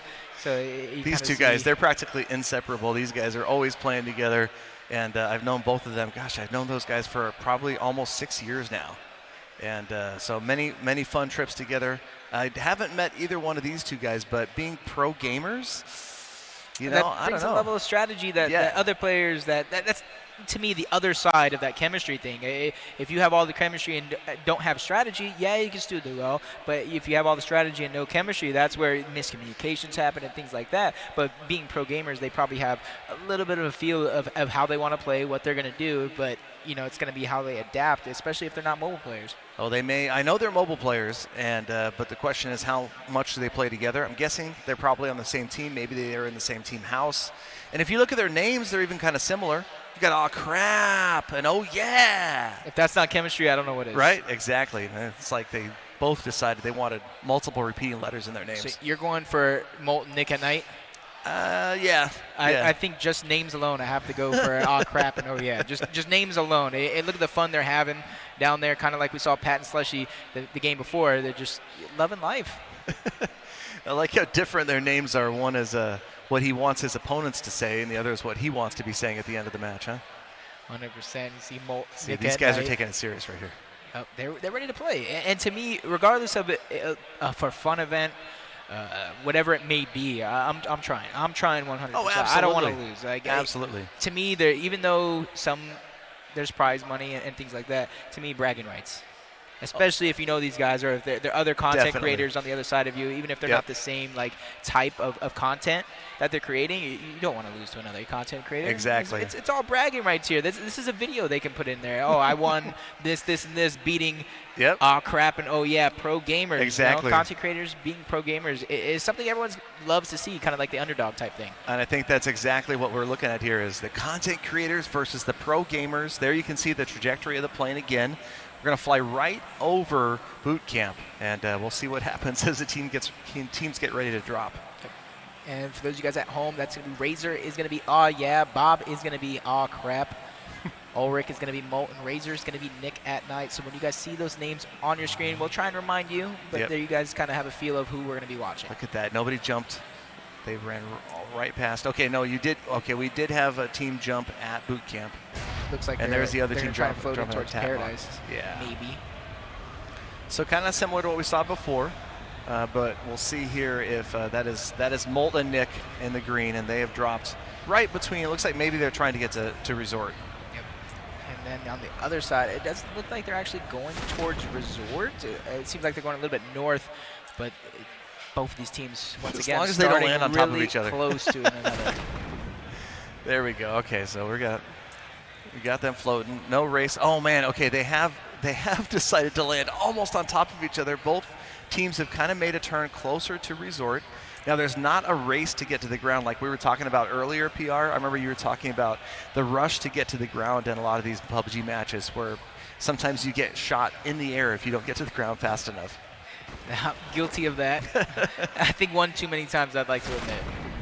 Yeah, so here there isn't quite that pressure. They're not worried about getting shot out of the sky by 40 or 50 other players. See this. No, Bob's stylish. already got an AK. It's a level 2 helmet as well, so good pickups off the start. And they're not as close as we actually thought they were going to be. Team 2 actually going farther towards the edge of the circle. But in the end of the day, if you look at how big the circle actually is, these two teams are actually really close to each other. So one rotation could put them in a firefight away. Yeah, it's interesting. It looked like for a minute they were all going to land there right at Paradise, but they've both landed in spots where they're going to find good loot. And here you can see that's, oh yeah, he's got the UMP-9, which is a great early game weapon. There's an accidental fire already. These guys, you know, there's so much that's customizable within the phone settings for the game. And these guys, playing on these brand new phones for the first time, maybe didn't have the time to set up how they play at home. So there may be a little bit of that test firing happening here.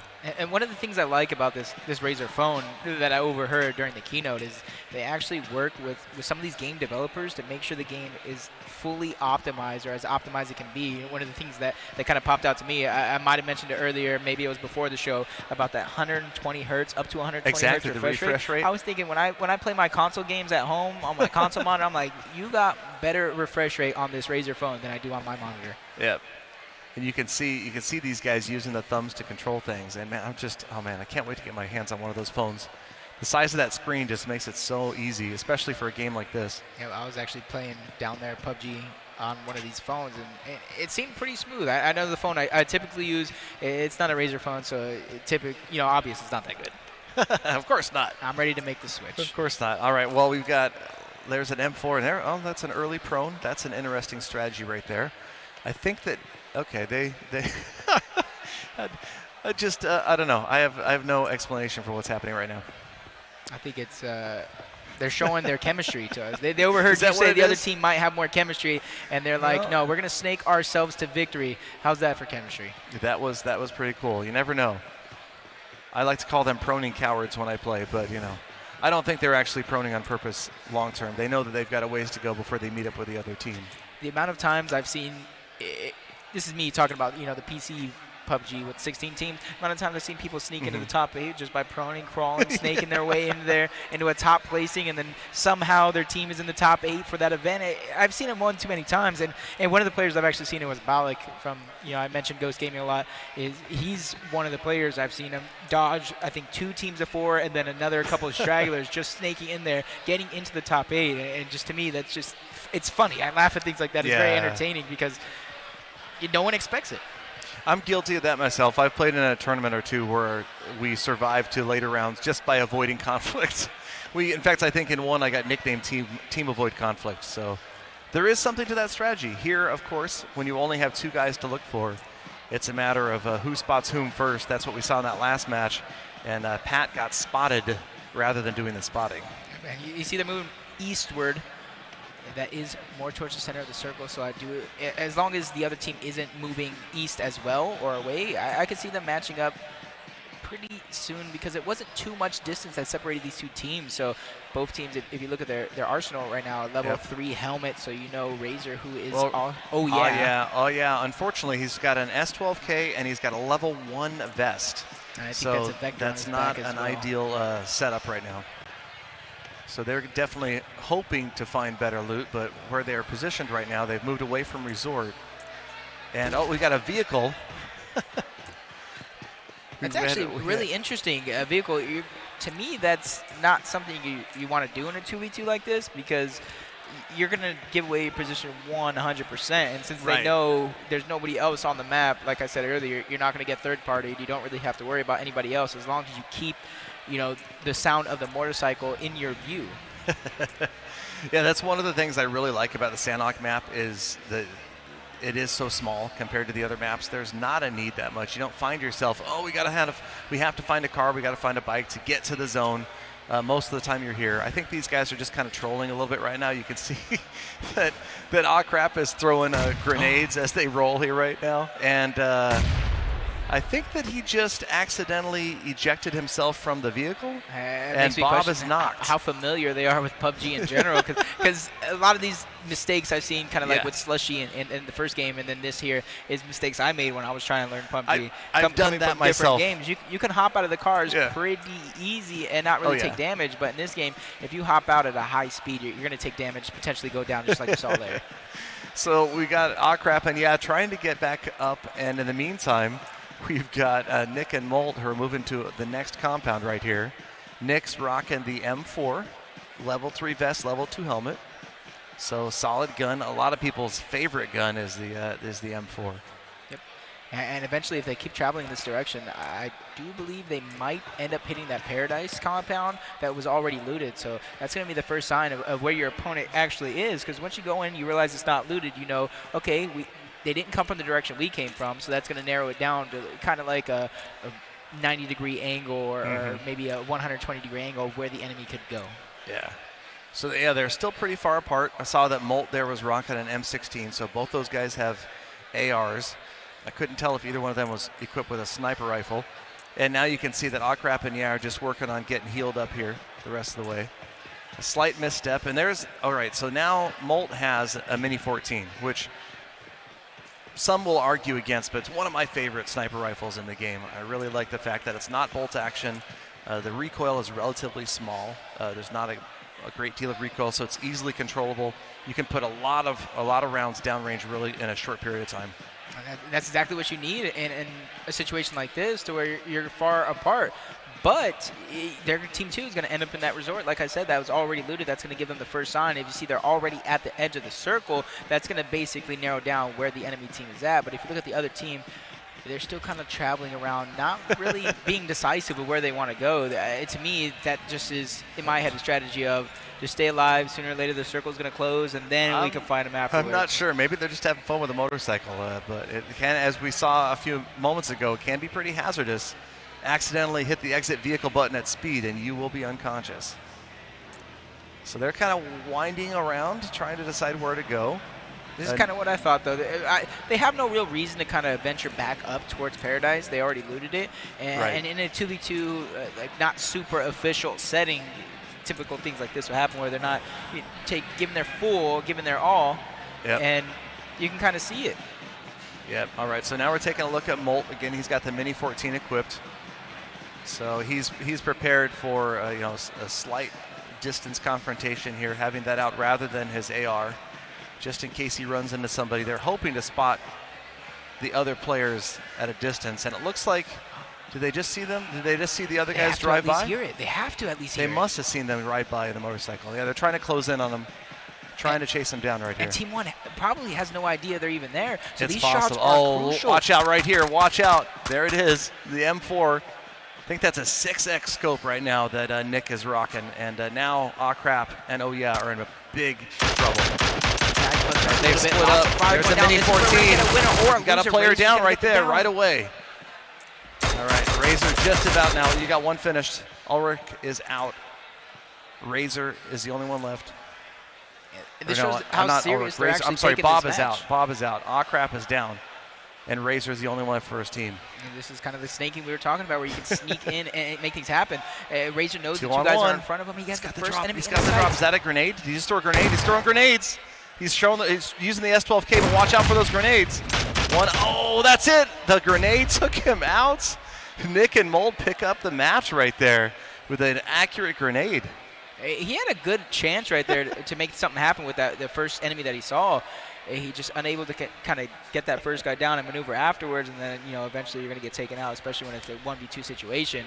But to me, the story of that one, kind of what you said beginning on, these two guys, they have more chemistry. The other guys as serious as these guys were. Riding around on the motorcycle like that, we could kind of get the message that these guys were trying to have fun. And especially in a 2v2 game, it's a huge disadvantage, like you said. It's one thing to test fire, but to drive around in a car like that or a motorcycle, of course, Nick and Molt zeroed in on them immediately. And to me, the only time I would see something like that being okay is if you have an objective or some sort of destination in mind where you're not just aimlessly going around. You need to drive where you want to go, 1, 2. There. But they got caught driving around, got shot off the back. Or not necessarily shot off the back. We saw the first one get tagged up off the back, and then they moved from there. And I guess they try to challenge already down. 1, 2, 1, 2. Check. You got to wonder there for a moment what exactly went on. But on the flip side, if you're that other team, you're pumped, you're excited, you're in our final round of the night. Nick and Molt, they knew what they had there. You heard Molt put on an exhibition with the Mini 14, those really fast rounds downrange and just annihilating the other player on the motorcycle. and they were prepared. So let's go ahead and take a look at the bracket, and we will see our final match is all set up. So King and OJ versus Molt and Nick at Night.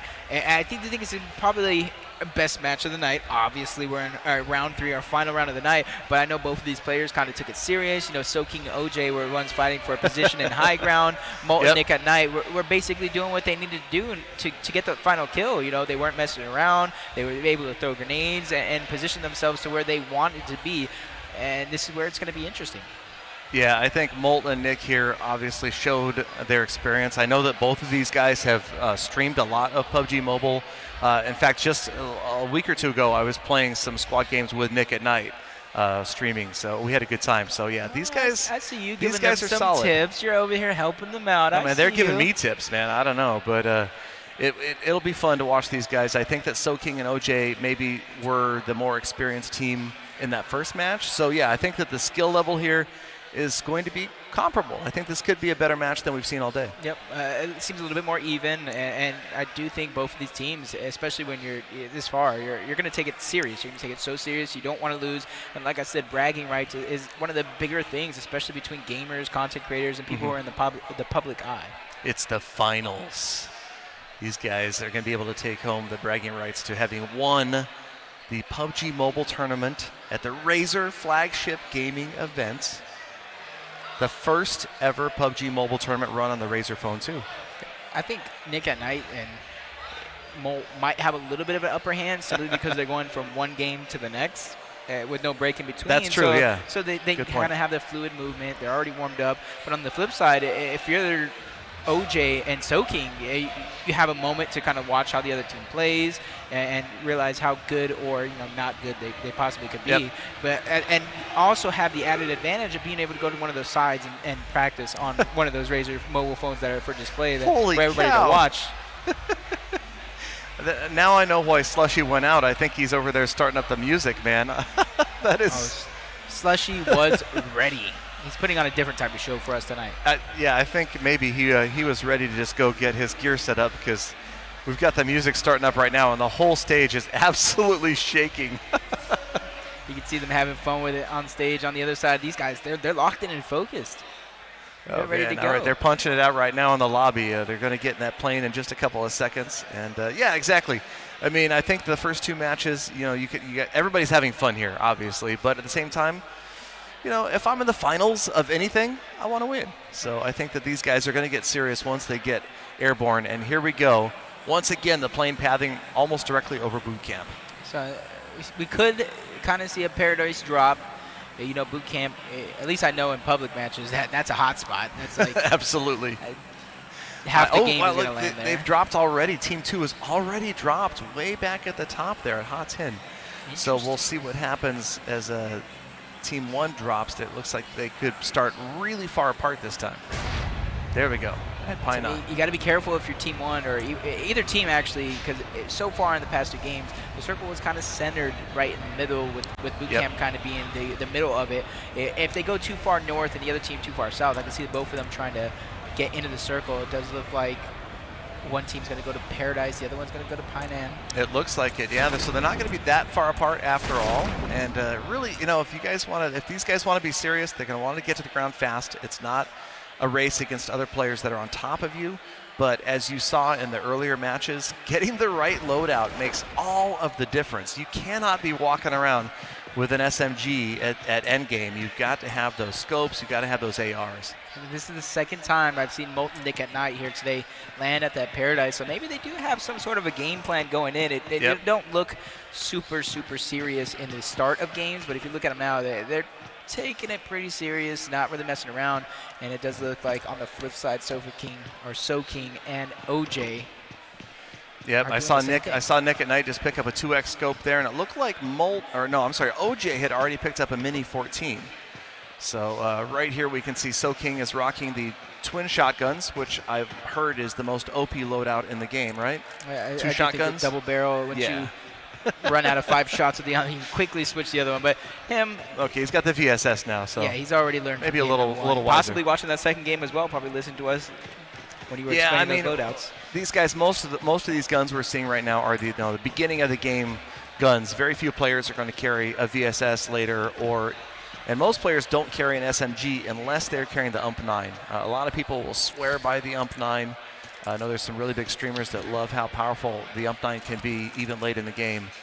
And there you can see that is Nick at Night. He's got an M24. So there's a sniper rifle that never used to drop, but used to only drop in crates, and now has become a normal loot drop that's just randomly out there. So that's a super powerful sniper rifle that's not a crate drop.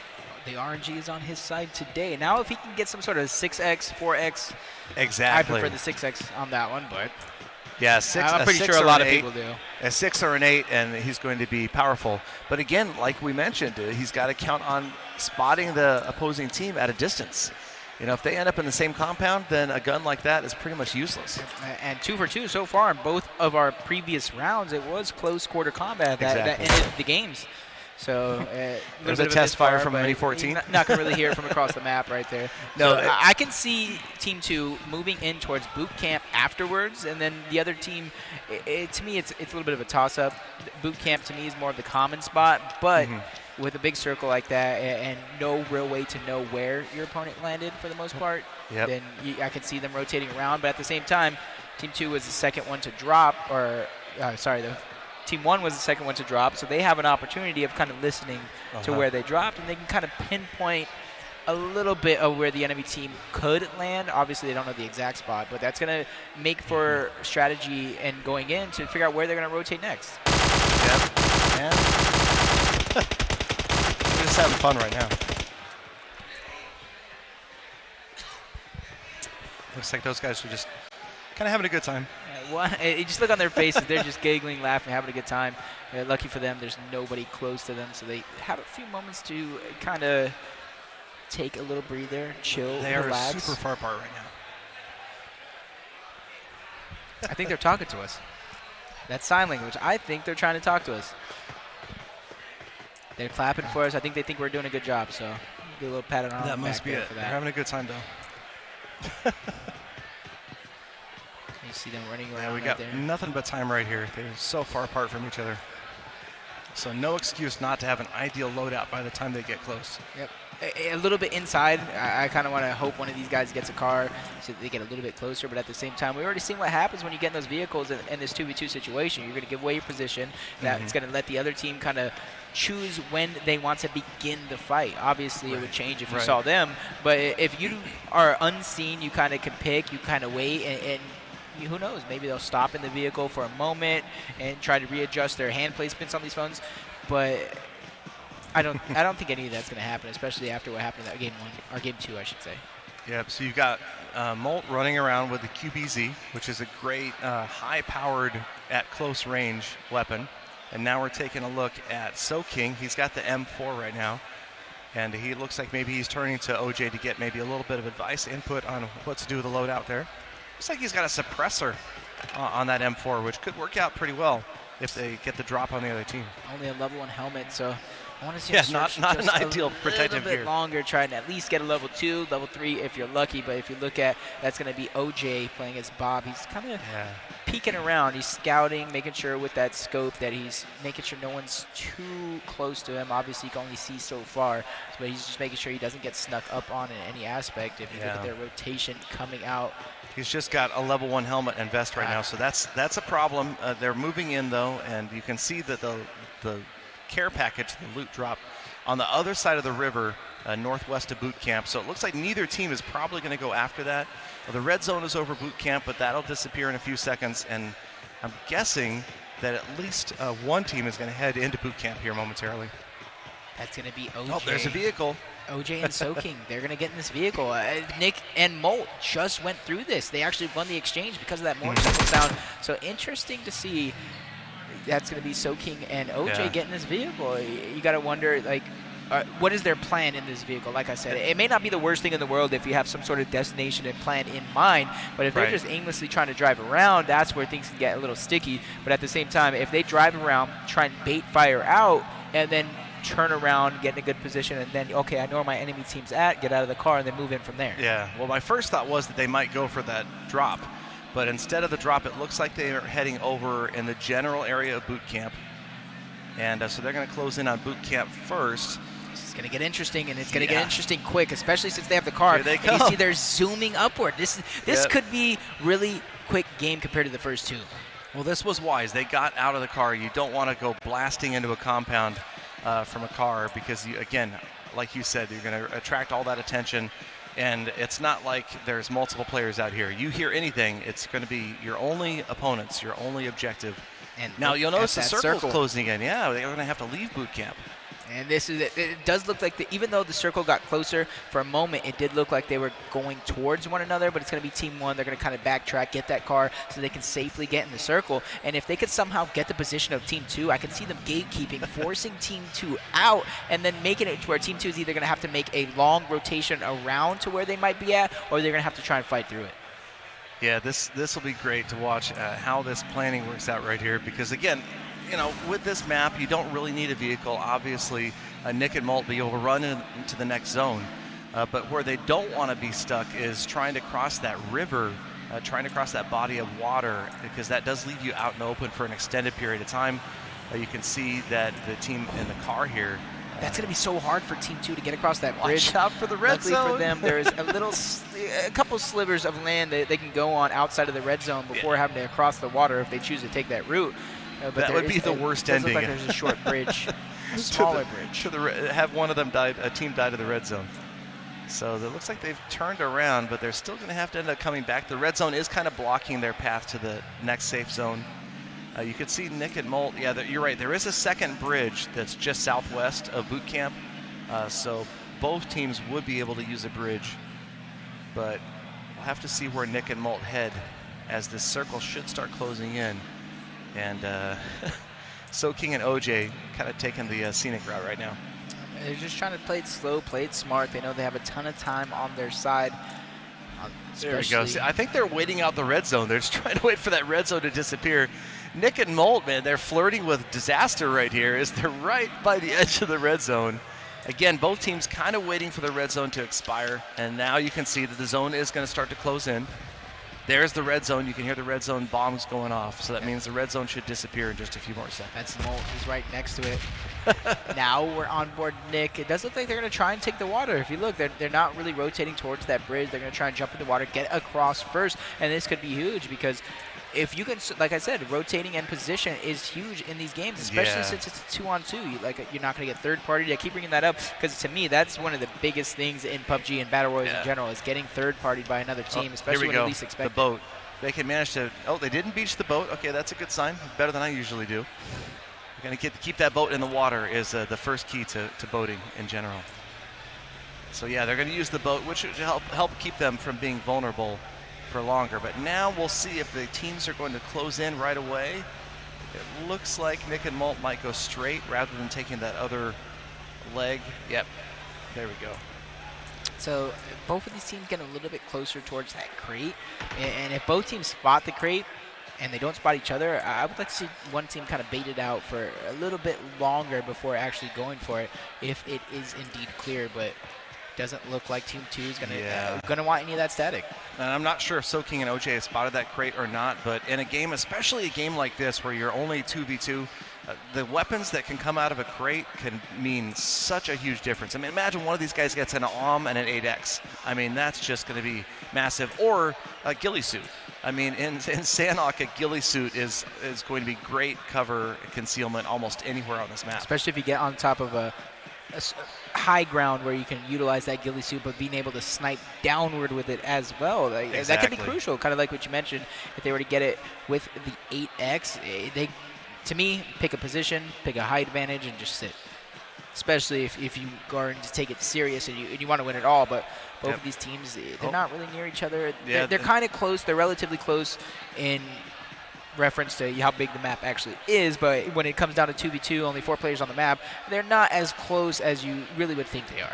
And we just saw our next circle. Both teams are outside of the next circle right now, so they're going to have to work on, or I guess actually, no, we've got one team is just barely in that next zone right now.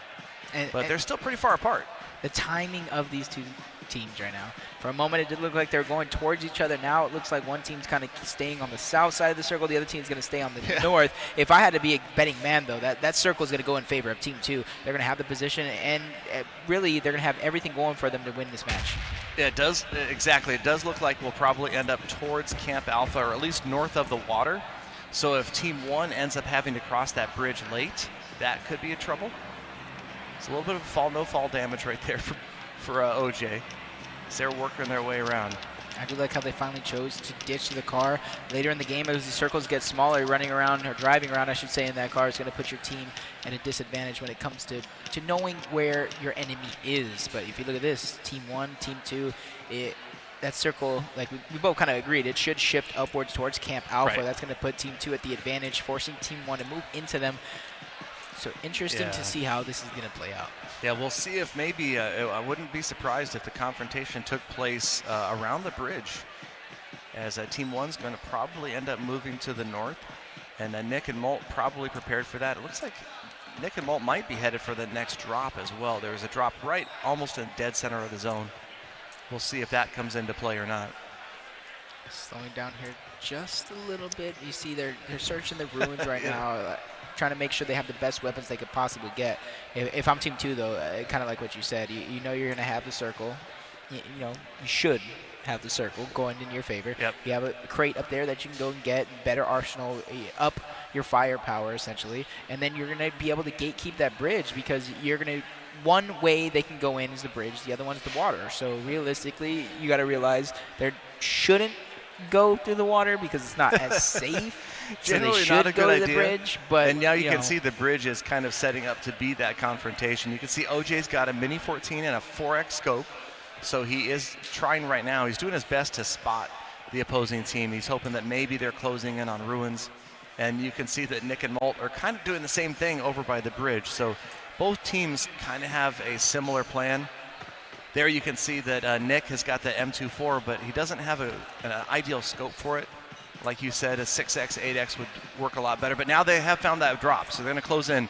I'm really interested to see what comes in this drop. I would like to see one of them kind of go for it while the other one kind of plays scout or watchdog type thing. So you're not getting snuck up on for free, because, you know, you got to kind of stay still in order to get this crate. So if they somehow get a snipe shot on him while he's getting in that crate, you want to be able to trade it. And that's why you want to have one guy scouting. That's exactly what we're going to see right here. One guy's kind of scouting, the other guy's looking through. Yeah, it looks like Molt. There we go. Okay, so now we've got Nick moving in, and it looks like he did pick up an AWM. He's got a level 3 vest, level 3 helmet. He's got the AWM now, but unfortunately he's got an AWM with a 3X scope. It's just, there's your next circle. Nick and Molt got favored big time. Yep, 100%. They got everything going for them when it comes to position, arsenal, and they're actually rotating towards that bridge one more time. And they don't necessarily know where Team 1 is at, but they have to figure. I think they're betting on the fact that the other team's coming across this bridge. And that to me comes from, in the beginning of the game, I mentioned it, one team dropped, so the second team knows a vicinity of kind of where they're going to be. Yep. And on the flip side, you know, okay, so they didn't drop with me, so they're going to be more south towards the map. And this is where this comes into play. Team 2 know they landed more north. Team 1 landed south, so you know they're going to come from south to north. Pretty simple, in my opinion. Yeah, it's very different in this style game versus a normal game of PUBG Mobile, where you do know if the opposing team dropped before or after you. So you're right, there is some strategy from very early in the game.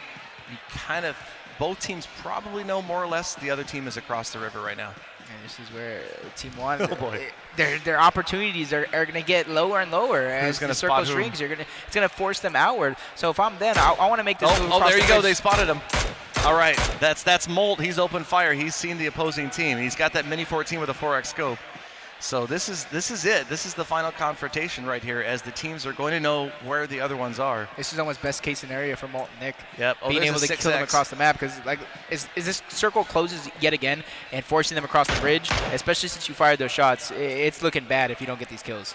Yeah, looks like Soking had a 6X on his weapon. There's a 4X for Molt's Mini 14. Again, only a 3X on Nick's AWM, which is a little bit disappointing for Nick. Ooh, Nick and Molt are trying to push across the bridge right now. This could be tough. This could be the end of the game right here on the bridge. I'm no professional, but this seems very, very risky for Team 2. It's super They have risky. everything going for them. So in order to go across the bridge like this, you got to wonder what's really going through their head. But maybe they just want to win in style. I think it's one word: confidence. Nick and Molt coming off a fresh victory. They feel it right now. They feel the title is just almost in their grasp there. You can see that Soking just passed across the reticle there, so they know where they are. And they know where they're moving. So now it's just a matter of keeping an eye on them, tracking them, and not getting ambushed. Yeah, but as this timer ticks, circle's going to get smaller. New hill is eventually going to be in play, so it's going to force the action on us here, whether we like it, whether they like it or not. It's going to force one team into the other, and right now it doesn't look like Team 2 is going to be able to gatekeep. And if the circle closes, it could be over. There's an M4. That's Soking open up with an M4. It sounds like somebody threw a grenade as well. I do actually like Soking's strategy right here, kind of staying off the bridge. And there you can see that he was outside the zone just for a second.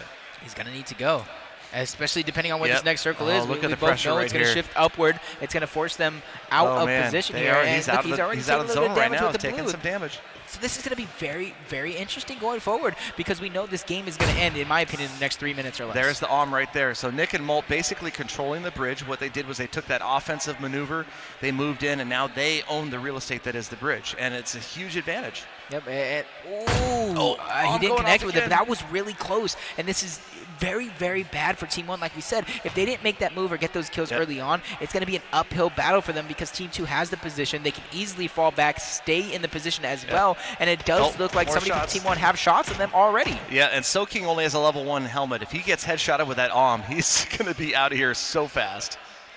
Team 2 just needs to be patient, and they need to play their game. They can't get impatient and push forward for no reason because they know the circle's already closing again. It's forcing Team 1. This could be over for us. You see a couple shots going down. Razer, that is going to be Soking. He's taking a lot of damage, and it's going to keep forcing him forward, or else he will take more damage from the storm. Oh, here they come, and there it is, the disadvantage. Razer, he goes down. That Soking is down, and that's it. That's the match quickly. Nick and Molt took advantage of taking position on the bridge, and it was the end of the game right there. Yep, and obviously with our final match of the night, but I have to say that was probably one of the most intense, more fun matches to watch here of the night because it wasn't just a run and gun type thing. It was a lot of strategy involved. They were very patient, and they played to their strengths. So that was, to me, I like to see certain things like that instead of just being ruled by gun skill, more of brain power. And Exactly. And I like that. There was a lot to the positioning right there, and Nick and Molt, man, they were confident. They put a show on for us. So, fantastic. All right, so we're going to have a bag of prizes to give to the winners here. Are we allowed to look in this bag right now? What's really unfortunate is if I like what's in this bag, the winners win a handshake. I like what's in this bag. Holy cow. All right, so this is going to go to the winners, Nick and Molt. They're going to get the Razer hat. Oh, I like that, but I feel something significantly heavier in here. Look at that. I think I know what that is. What is this? Let me see what this is. There's a lot of stuff in here, Oh my man. God, ladies and gentlemen. I don't want to open it, but I want to open it. Can we take a peek? Ladies and gentlemen, this is a Razer yeah, there you go. Brand new phone. Flagship gaming Razer Phone 2. These guys. Nice. To the victors forget go the bragging rights. spoils, They got man. themselves a Razer 2 They got phone. all sorts of stuff in here. Check this out. Okay, so what else we got? Okay, so we got a nice phone case for the Razer 2 case. And a notebook to log all their wins on.